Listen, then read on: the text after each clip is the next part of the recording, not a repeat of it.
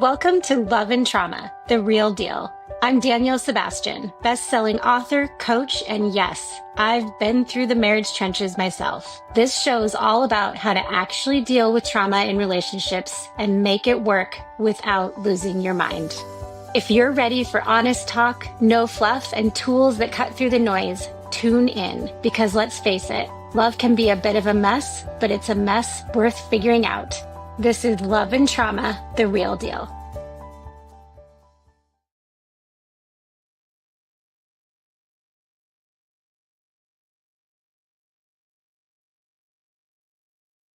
Today's guest has lived through the kind of high pressure, high stakes career that most of us can't even imagine. And she did it while silently battling the emotional weight of trauma and burnout. Catherine Traff spent more than 20 years in the field of neuroscience, working side by side with some of the brightest minds in medicine at places like Mayo Clinic and Stanford. As a specialist supporting neurosurgeons in the operating room, she was at the forefront of some of the most complex brain and spine procedures in the world. But behind the scenes, the accolades and the purpose-driven work, Catherine was struggling.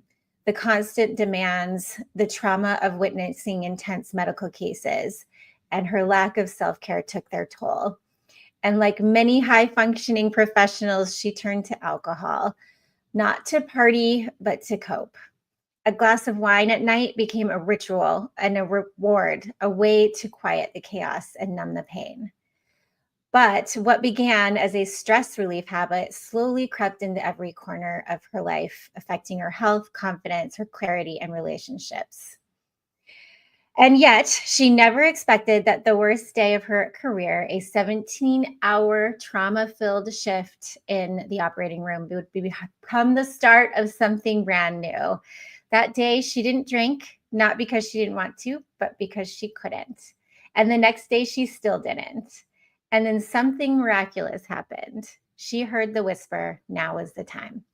So today, Catherine is the founder of Catherine Traff Coaching, where she helps driven professionals walk away from alcohol without missing it.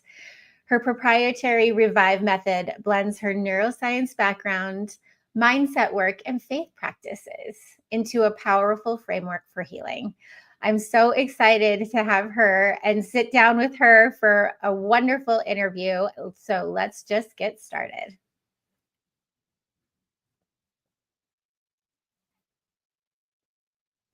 Oh, you guys, I am so excited to welcome Catherine Traff to the show. She was one of the authors. I've had several guests from this book on my show recently, and Catherine is another one with the Women's Thrive 4th edition best-selling book. Catherine has an amazing chapter in there, and I wanted her to come on to the show for several reasons. But first of all, I just want to tell everybody what the chapter is called, and then you can kind of give us a quick overview about that. Welcome, Catherine. Hello, thank you so much for having me, and thanks for everybody for tuning in. I appreciate it. Oh, I'm so excited for this conversation. So Catherine's title of her chapter is Beyond the Bottle, From the Shadows to the Spotlight. So I'll just turn it over to you to kind of give us a brief overview of your chapter. Yeah, thank you very much, Danielle. I appreciate it. The thing that I want anybody watching to know is this chapter really documented how the worst day of my entire career at the time, right? It was a 17-hour day working in the operating room. At the time, it felt like the most epic setback of my life. I didn't know how I'd recover from it. I didn't know what to do with it. And I can tell you, nearly 4 years later now from that awful, awful day, as I sit here in the spotlight talking to Danielle, that awful day actually turned out to be an epic setup for everything I needed to do and to become, to be sitting here in front of you today. So do you want me to just kind of jump into the chapter for everybody, Yeah. Danielle? Okay. Let's just start with that worst day. Okay. Yeah. Okay. So for anybody watching or hasn't read my chapter yet, I spent 17 years working for a surgical technology company in the field of neuroscience.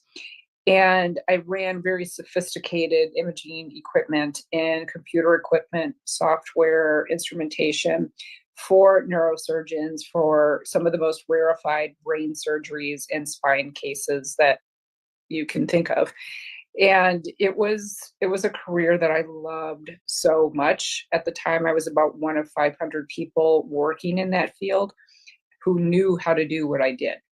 And I worked at places like the Mayo Clinic in Stanford, and I learned from the absolute brightest minds in the field of neuroscience, everything about the brain and structures and how to how to get the brain to do things that it didn't want to do anymore. And it was a life that was incredibly privileged as far as watching practices develop in the field of medicine, and specifically when it came to treating the spine and the brain. I had a front row seat working with people who were the pioneers in that world. And that, as wonderful and privileged as I was, there came a time before that 17-hour day in the operating room where I was really getting to the place of feeling, I didn't know it at the time, I know it now. I was really reaching a point of burnout. And one of the ways that I coped with the burnout and the demands of the schedule, I can get into that a little bit too, so everybody has an idea about what the pace is like working in that rarefied world. The to keep up with that demand on my time and my schedule, I ended up, I had no self-care to speak. I just had no self-care. I was just literally surviving at that point. And the thing that I told myself was the self-care at that point was that if I came home and had got some dinner ready and had my dinner, if I had a glass of wine while I got the dinner ready and I had a glass of wine while I ate the dinner, that it really did an effective job of turning my mind down and slowing my mind down and helping me just to get all my muscles to start relaxing in my body. And to me at the time, I viewed that as self-care, as my treat to deal with this demanding schedule that I was on. It was the kind of life, just to give everybody a little bit of a picture, that my schedule could change day to day during the day, and my schedule depended on when the surgeons were working. I didn't work with just one surgeon. I worked with multiple surgeons across hospitals across the country, and you just had to drop things and go when they needed you. So it was fun. It was exciting. The lifestyle suited me very well because I was, a single lady and didn't have any children. And I got to the point of my entire identity, my entire ego was wrapped up in what I did. So between the pace of the career and the stories I told myself about my worth being completely tied to what I did, I stayed far beyond the burnout. And the reason that 17-hour day was a gift to me that day was because it shook me up and it woke me up that you cannot keep doing this anymore. Do you want me to tell them a little bit about the day, Yeah, the tell couple me days just after that day? quickly how you got into this. Like, how did this job find you? This job found me via a recruiter. I had been working in the field of neuroscience, working as a psychiatric specialty manager for a pharmaceutical company prior to that.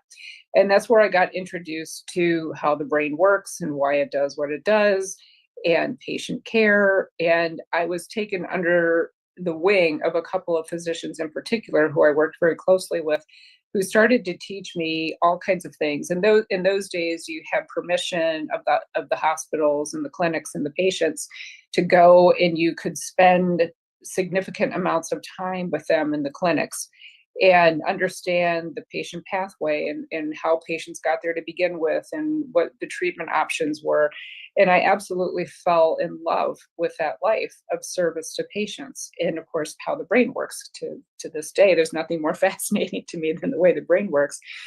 And because of the reputation I had built and the people I got to know, so someone reached out to me from that world, from the surgical technology world, and said, "Hey, we understand that you have this really strong foundation in the brain, and what we're doing here, because this was a newer technology that was in development, and it was my job, or excuse me, the person to reach out to me to talk to me about the job said, this is what we're doing. I had never worked in the operating room before.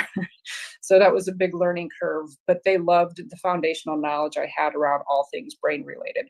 So I got taught the rest, right, about working in an operating room and what to do and what not to do. And when I started working with the neurosurgeons and they understood what my background was, because I was working in these academic institutions like Mayo Clinic and Stanford, they love to teach. And these brain surgeries can last anywhere from a couple of hours to, 10, 12, 14 hours. And what I learned to do very early on when working with these surgeons and neurologists, because sometimes you had multiple types of physicians and surgeons in the room at the same time, what I learned to do was to ask very good questions from a place of curiosity at the right time.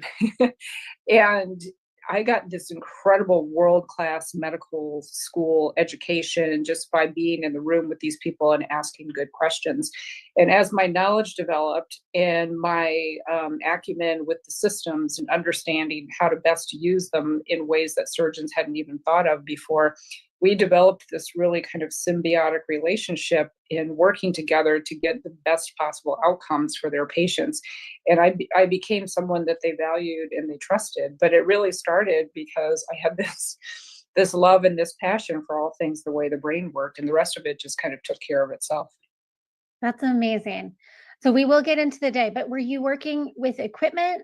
Is that kind of what I got from the chapter? Yes. So I had a bit of Okay. a varied career, and the worst day of my entire career, I was working with imaging systems that took pictures Okay. of the brain and the spine, and I was Okay. also taking or using a sophisticated computer system with a camera that would take the images that the equipment took.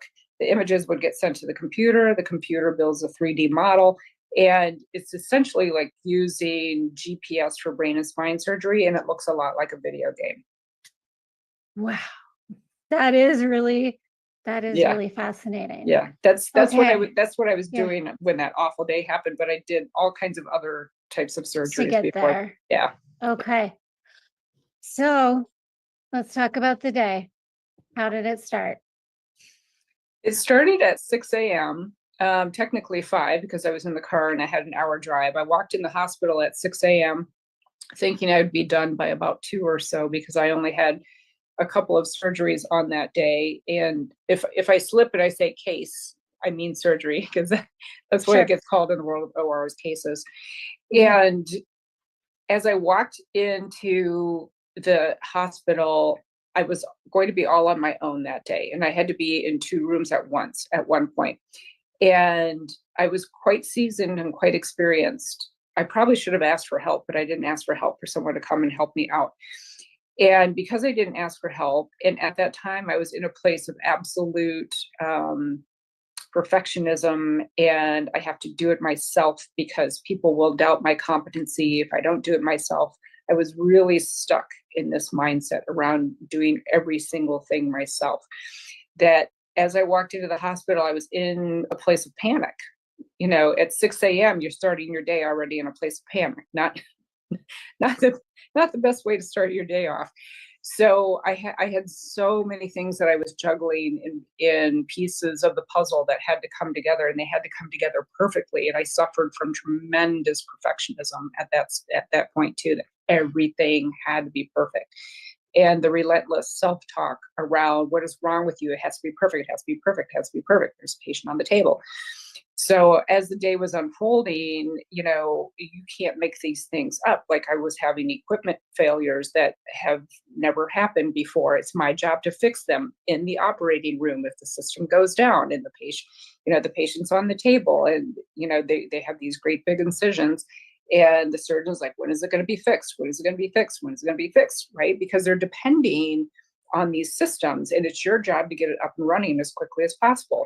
So that was happening, and there was different instrumentation that the surgeons use that would get dropped on the floor, and of course you can't use it when it gets dropped on the floor. So then you had to scramble and go see if you could find more instrumentation, but there's this case coming later, and can we get it turned around for the next one? And the reason I'm speaking this way is because I want your audience to get a sense of that's the thing that played in my head all day. Constant chatter, right? There was no relief. And you Things also were not going perfectly. Nope. They were not. Not at all. And I got to the point, it was kind of around 2 o'clock, and I walked by the board where it tells you, when all the different surgeries are starting, and I saw that 2 more cases had been added. And one of them was a very, very complex spine surgery, and those take hours and hours and hours. And you generally do not want to start them late in the afternoon. So Could you have called for help at that point? I could have. Think somebody could have come? Okay. I could have, yeah, but I didn't. But I did it because I had to do it myself. Yep. And it wasn't fair to ask somebody to come and work late. Right at 2, and that that's the story I told myself. I mean, yeah. I had a couple of teammates who would have come and helped me, right? And they wouldn't have groused at all about, it's not fair and I already put this day into, et cetera, right? But I was like, I have to do it myself. So the day started, more terrible things were happening with equipment going down, and at one point there was a shift change, and that's always a bad news. That's always a bad time. Yes. In the middle of a surgery for a shift change in the staff coming on, minimal experience doing this type of surgery. So that slowed everything down. And as the entire day was unfolding and I was feeling that panic, I kept telling myself that, okay, just get to this next part. And then, because I thought I was still going to get out of there at a reasonable time, get to this next part. When you leave here, you can go to this store, you can get your favorite bottle of wine. It's very expensive, but you deserve it. You will go home, you will have this, it'll be okay. That's the thing that kept getting me through one piece after another, right? I will get the treat, I will get the treat, I will get the treat. Well, midnight came and I finally walked out of the hospital after all that kind of day. And of course, nothing's available to go, to go and pick up. And I got home at about 1 a.m, and I had to turn around and come back and do it all again the next day because of all the things that went wrong during that day. I had to go back and fix the next day. So I never got that drink, and that turned out to be day 1 in my new alcohol-free life. And if we need to hit a pause here right now, if you've got any questions for me, I'm happy to do that for you. Yeah, and I my understanding from the chapter, which I worked in a hospital. Oh, so you know what the life is like. I'm a pharmacist, yeah, and so I worked in the hospital, and I just wanted you to paint that picture of the pressure that you were getting in the OR from those providers as well. Yeah. And the other thing too that I haven't touched on too much that I'll mention briefly is when you are working with neurosurgeons, they are held to incredibly high standards, right? And if things go wrong in that operating room, ultimately it's on them. So they come in with very high expectations of everybody around them. They expect you to perform at the level that you're performing. And when they're told, no, you're going to have to wait for me to come run the equipment because I'm going to be in this room running this equipment, egos get bruised. And this case is more important than that case, and you need to be here now. And I had to negotiate between surgeons who were not happy with me at all that this situation had occurred. And then anytime and this had nothing to do with you. This was scheduled. This was scheduled. Yeah, this was scheduled. Thank you for pointing that out. This was just a bad scheduling error. But in the OR, they don't care. They don't So care. I understand Yeah. the Yep. stress Mhm. with that. Mhm. So yes, okay. So then you didn't get the wine. You I didn't get didn't the get the wine. treat. I didn't get the treat. And you know Okay. what I didn't understand then, Danielle, that I do now, is I went through the most stressful day of my career, and I didn't need any wine to get through it. Right. I didn't need anything. And it took me a while to figure that out. It took me day 2, I was, had too much going on. I was too tired for some crazy reason. I had nothing in the house, right? So day 2 came, I didn't have anything again. Day 3 came, and I got home at a reasonable time. I was still really tired from everything that had gone on, and I sat on my couch and I stared out the window thinking really hard about, I'm on a 3-day streak here. The last time I had done any kind of streak and given this up, walked away from this gray zone drinking habit was during COVID. I just quit for 30 days because I saw everybody day drinking. I saw all Oh, this you list did of the people. opposite of the rest of us, I huh? did the opposite of everything. I'm like, I don't want to go down that road. I don't know if I'll come back. I get it. So here I was Oh, going, well, I've done the hard part, because day one's always the hard part, like getting yourself, and it doesn't matter if it's, a workout plan, a diet, like day one's always the hard part, right? And I sat there, looking about, do I go to the store? Do I break the streak, or do I keep going? And for anybody who hasn't read my chapter, I talk very openly about my faith. I'm a woman of faith. At that particular time, I was very lukewarm about my faith. I hadn't been practicing it very, very hard or faithfully.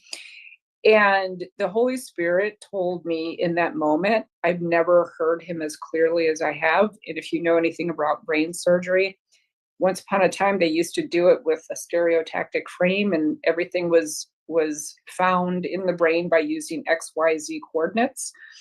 And the place that Holy Spirit talked to me in my brain was where XYZ coordinate would all meet up in the brain, right? So very center of my brain. And he told me, now's the time.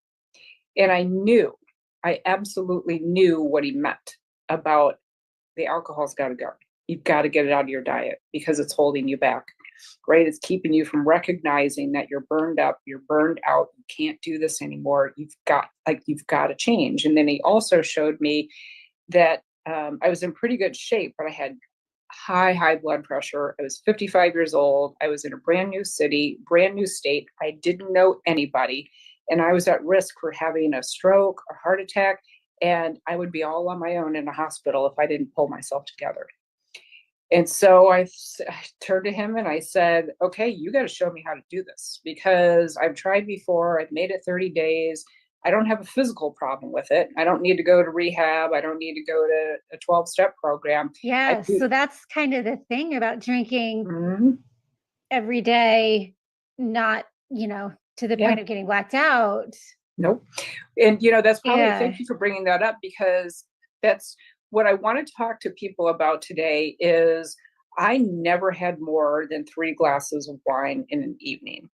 And the only time I would have 3 is if I did not have to be in the operating room the next day. But here's what the problem is with that. If you have 1 to 3 glasses every day, 365 days a year for 5 years, that's a problem, right? Yeah. It's not going to land you in rehab. It's not going to land you in a 12-step program, but it does, especially in your 50s, it does take its toll on your body, on your mental health. And that's some stuff we can talk about later if you want. It takes a tremendous toll on the brain. So I refer to it as a gray zone drinking habit, right? And when I use that term with people who are become my clients, or I'm just out having conversation with people, it really resonates with them, because I talk to them about, I got alcohol out of my diet, rather than talking about I had some kind of problem, right? Because I didn't have a problem, but I had a habit that was a problem, right? Right. And because I consumed it the way you would consume food, I viewed it as, this needs to get out of my diet, right? I didn't talk about my Yeah. life or this or that. I'm like, it's got to get out of my diet. But I didn't know how to do it because it meant so much to me. I completely understand. And so tell Mhm. us, I mean, I bet there's a bunch of high achieving professionals that are struggling with burnout and alcohol use, Mhm. what are some of the warning signs you wish you would have seen earlier?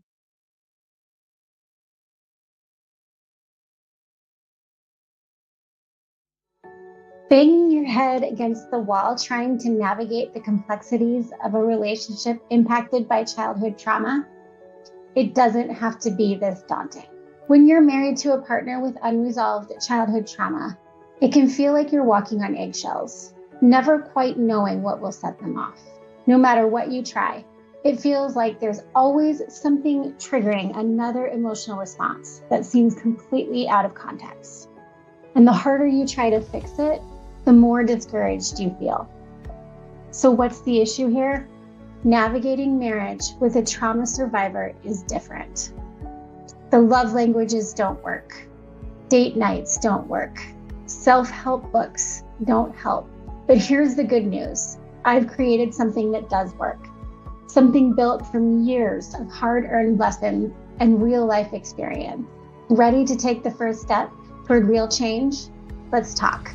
I'm offering a free one-on-one call where we'll dive into what's going on in your relationship and figure out a way forward together. This isn't just another quick chat.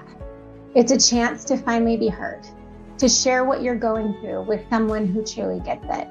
No judgment, just real support. So if you're ready to start making sense of it all and find a little more peace in your marriage, book your free call now. Your happiness, your peace, and your relationship are worth it. Let's do it together.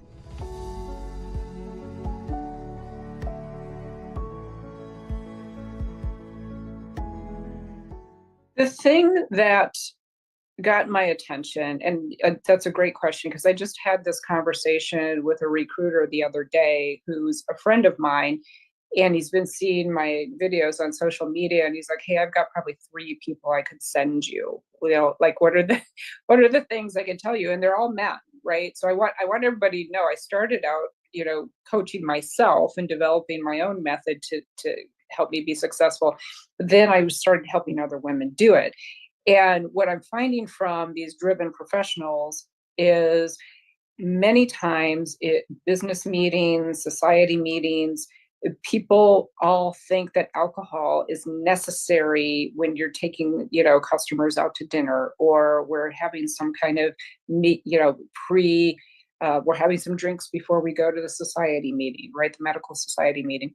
And it's so inculcated in our culture that the thing I want to push home most to anybody who is, if you're having something to drink every day and you ask yourself, I wonder if I have a problem. Or if you feel like, I don't think I should be doing this, but you just don't quite know, what am I going to do if I don't do this? I want you to recognize that if you think it's a problem, it's a problem. It doesn't matter what anybody else says, right? If If you're it's even bothering thinking it. you, if you're even thinking it, it's a problem. And it's okay to start asking yourself, what does my life look like if I kick it out of my diet? So how did you do it? Tell me. And what are some of those tools that Yep. you give? So And I because start, I know that you have this neuroscience background, so yep, I would love to hear yes. about some of that. So the thing that worked the best for me was I understood the structures of the brain. I understood why they did what they did, how they, ran different parts of your body. And but the thing that was getting in my way was I had outdated health data to make decisions on about if alcohol is a healthy part of your diet or not, right? So yeah. Yes, the Danielle's like, I know what you're one talking glass of about. wine or one for Yeah. women, two for men is healthy kind Mhm. of thing? Yes. So Or especially okay. in the 90s, it really ramped up around red wine, and red wine is healthy for you, right? And it was also a time where big alcohol companies were consolidating and getting bigger and bigger. And they also made the decision that their next market in order to grow was to be targeting women, right? So women aren't big, vodka, tequila, scotch. They're not big drinkers that way, but they love wine. So this was, studies were skewed and funded and marketed to be put out there that hey, guess what? This is a health beverage. Hooray! It's a health beverage. You feel Like terrible the chocolate, next day like if dark you have a chocolate. little too Yeah. much, but it's still healthy. It's so healthy. But the thing that got my attention was I came across a study that the National Health Service in the UK commissioned. It was a huge, huge study, very well done. As far as study quality goes, because I'm a study nerd, remember I was in that field of psychiatry, and that was our world, is studying studies, right? And as I was going through the quality of the study, I was like, this is the best of the best quality. And the main takeaways from that study was there are zero safe amounts of alcohol. Any physicians in the UK who had patients who were currently drinking any quantity were counseled to offer alcohol cessation classes, kind of like cigarettes, cessation smoking classes, that type of thing, Mhm. and to really encourage patients to just stop drinking altogether, right? And it really got my attention. And the other thing that got my attention was I came across the work of Dr. Daniel Amen, who is, if anybody doesn't know him, he's a psychiatrist who's done the most brain scans of any physician in the world. That's all he does, is do brain scans and study brains. And Dr. Amen had some data presented about somebody my age drinking 1 to 3 drinks a night. And here's the brain scan. Here's somebody who doesn't drink anything that age. Here's somebody who's a moderate drinker. Here's what their brain looked like. And remember, I spent 17 years staring at brain scans. So I knew what I was You looking literally, at. literally, I I did. literally was staring at brain scans my entire Yes. career. And I saw that and I was like, because this was not very far into me, like getting it out of my diet, right? And I saw that scan. I said, "Oh my gosh," because the brain heals slowly. I'm like, my brain looks like that right now. This What is does it look like? What does it look like? so anybody can find it. So Okay. just do a quick Google search, Dr. Daniel Amen, and then the scan is called SPECT, SPECT. And then you can put in alcohol, no alcohol, and then search it by images, and you'll be able to find the image. So the scans are done in color, and a person who doesn't drink anything and who has a healthy brain has a nice, smooth looking brain. It looks very symmetrical, looks nice and plump, and it's all this kind of a uniform, pretty color. And then the brain that is damaged is all kind of lumpy, bumpy. It looks a Mm. little bit shrunken. And what that scan measures is blood flow in the brain and how well oxygenated the brain is in those areas. And so that lumpy, bumpy is terrible, right? And there's a little Really? bit of, if anybody knows the term atrophy, there's a little bit of brain atrophy going on as well, which is not good.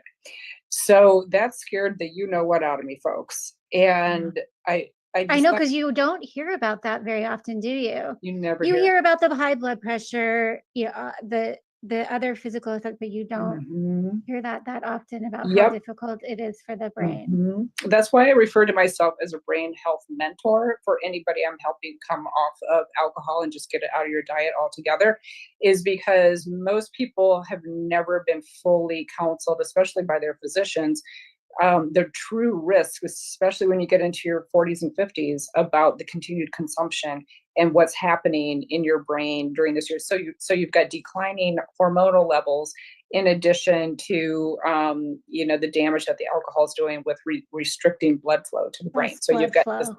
this 1-2 combination just beating up your brain. Do you Mhm. have brain fog? Do you, Yes, yes. So memory? all Tell of that us stuff. the okay. Yep. Some of the things that were most crippling to me that I thought was only menopause at first. Yeah, we like to blame it on memory. I'm like, oh, the menopause is terrible. It's brain fog. Yeah, I didn't suffer like a lot of women's. I had some kind of mild hot flashes, but the thing that was most intense for me was this very intense brain fog. And when you are in the operating room, Not good. trying to run this sophisticated equipment for surgeons, trying to help get them to trust you that you know what you're doing if you're working with somebody you haven't worked with, and you're in the middle of brain fog.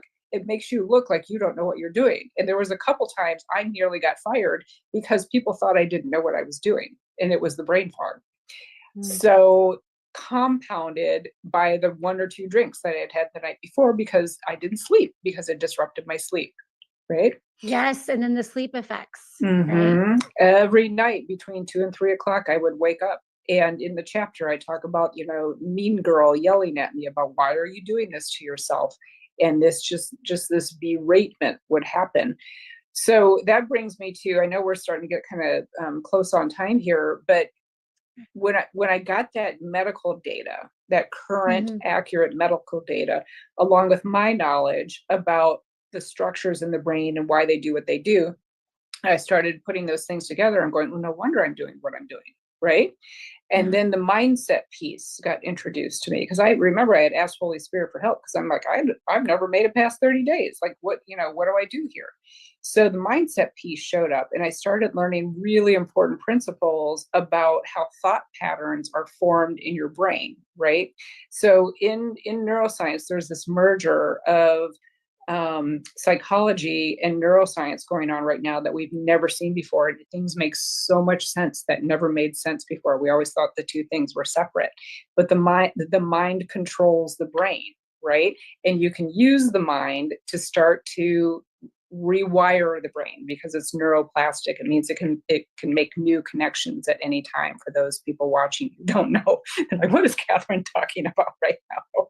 Yeah. So the mindset piece came in, and then the third critical piece, and I'll give you some science behind this too, was the faith practice. And the science piece of it is thanks to the work of Dr. Andrew Newberg, who is also a psychiatrist, a research psychiatrist.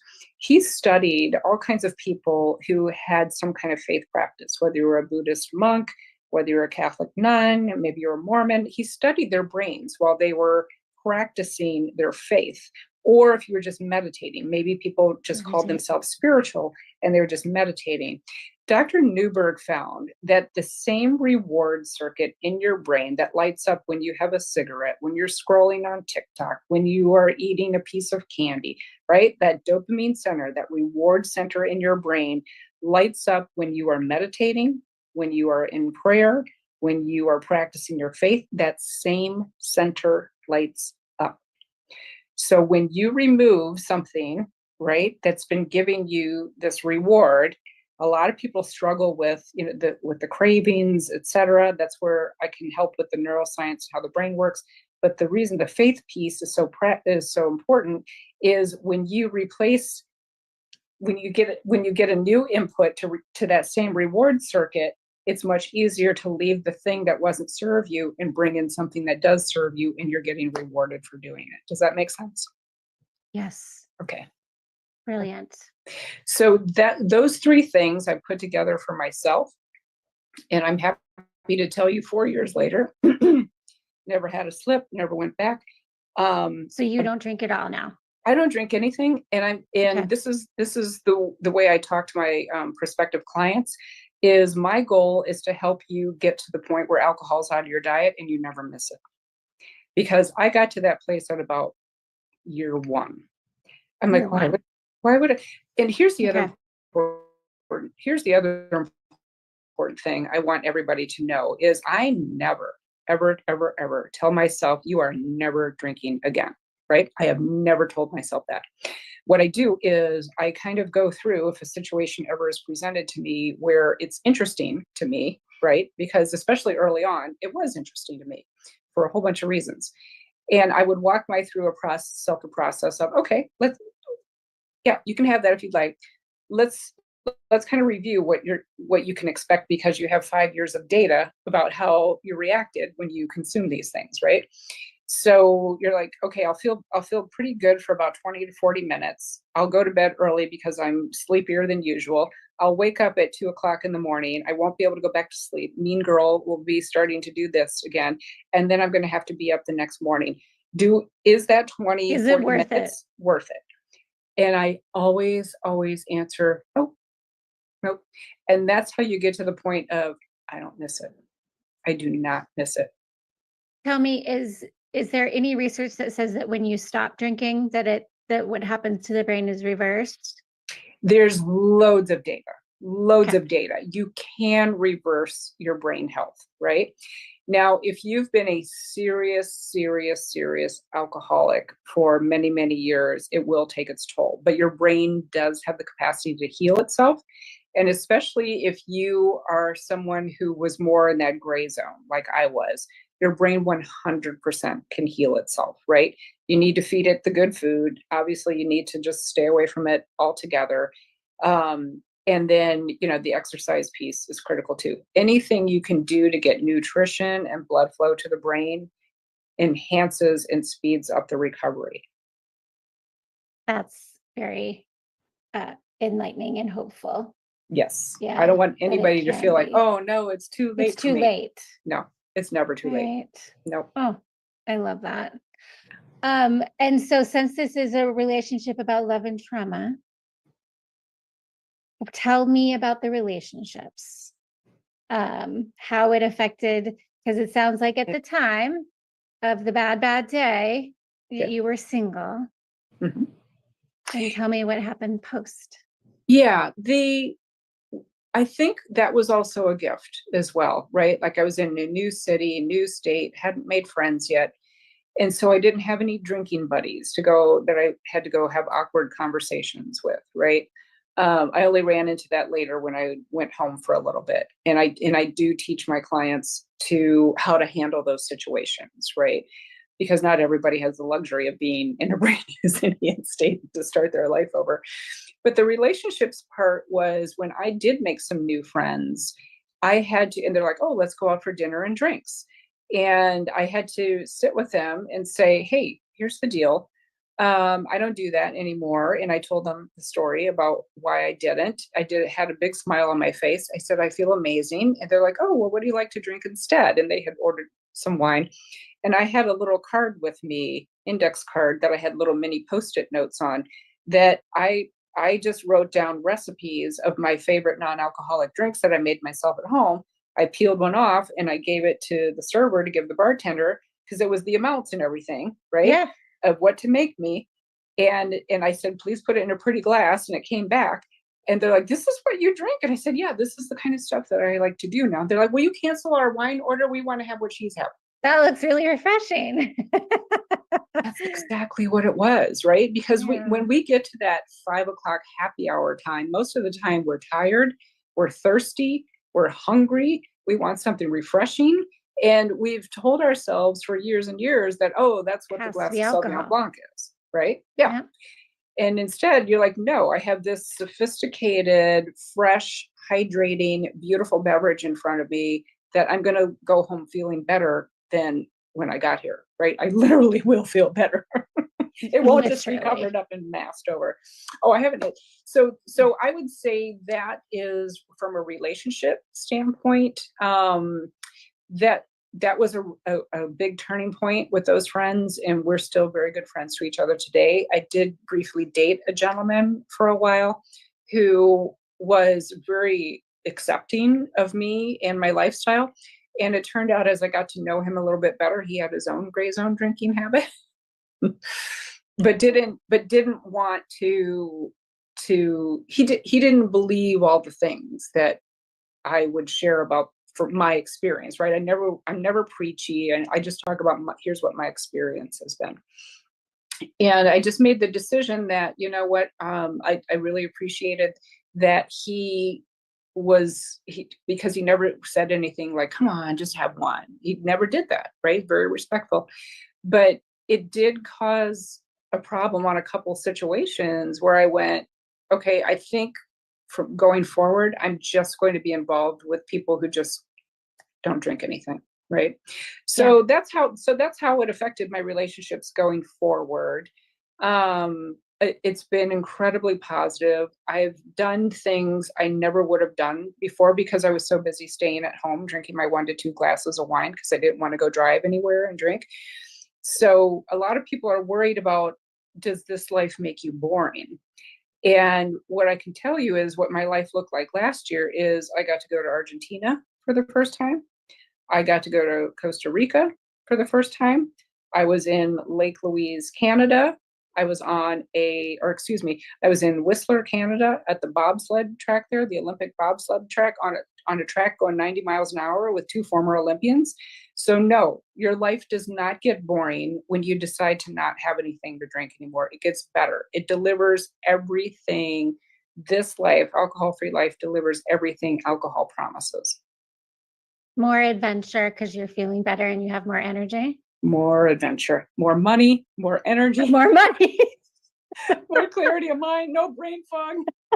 Indeed. I like that. Yep, I do.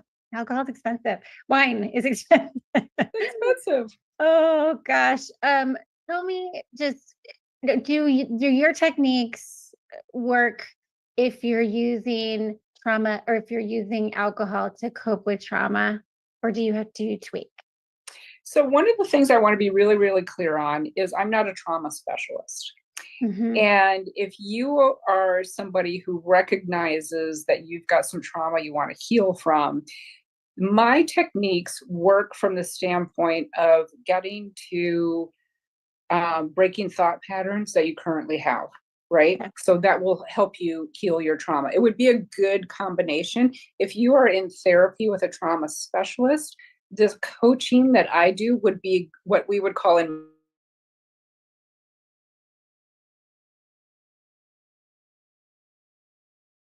yeah, because the other thing too, especially if you're open to a faith practice and you're trying to heal from trauma, the faith practice is so incredibly powerful. I want to encourage anybody who's considering that to really incorporate that into their lives. Yeah, I love that. I love that being an adjunct. Very well Yeah. said. Because I'm assuming that, if you don't deal with some of those underlying issues, that, that you would want to cope again, if you haven't. You bring up an Some excellent of point, that. Danielle, that the drinking about 100% of the time is the symptom. It's not the actual problem, right? What we think is the problem isn't the actual problem. Mine was burnout, right? Yeah. Mine was I had no life. I was on somebody else's schedule. My ego was wrapped up in my work. I didn't know who I was outside of that. And the alcohol just blurred the edges, calmed the mind down. So I didn't think about any of that, right? And for people who have even more serious problem with alcohol, it really, some people use it to just completely blot everything out, right? Yeah. But it's not the drinking that's the problem. It's just the symptom. So I want to encourage anybody to, if you really want to get to the root of what's keeping you stuck in your life, remove that and you will find the real cause. Yeah. Love that. Last question. Okay. If you could go back to yourself on that day 0 before that 17-hour shift, what would you whisper to her?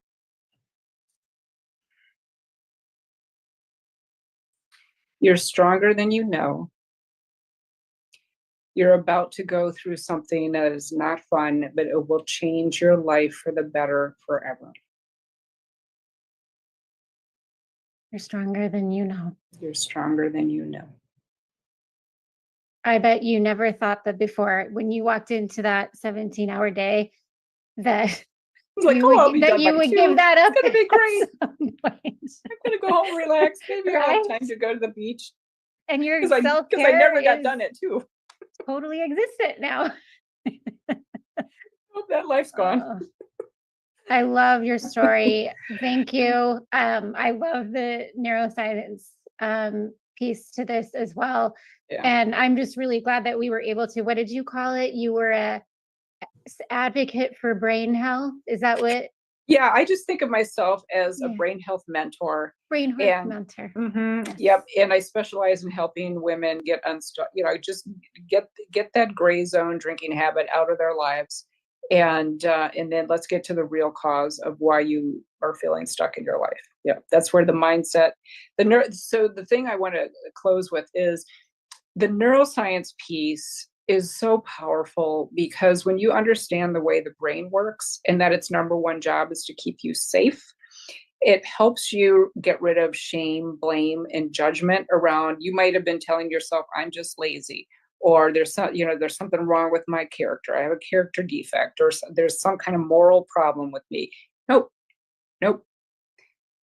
It's your brain doing what your brain's going to do. But the good news is you have the ability to train it to do what you do want it to do for you.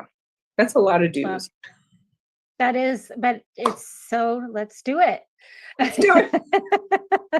Let's do it. Let's rewire our brains. Let's be healthy. Yeah.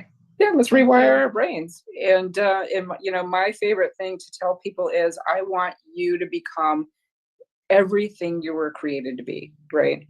Because we were all put on this planet to serve each other and to be the highest version of ourselves. And if I can help people facilitate that and get to that place, this is the most rewarding work of my life. I thought what I used to do, I would never find anything more rewarding. This work is the most rewarding work of my life. Mm-hmm. I do love that because I could see your passion when you talked about that job as well. But man, to see that this is even more powerful, Mm-hmm. That's amazing. Yeah. Thank you so much. Thank you for having me and let me tell my story. I really appreciate it.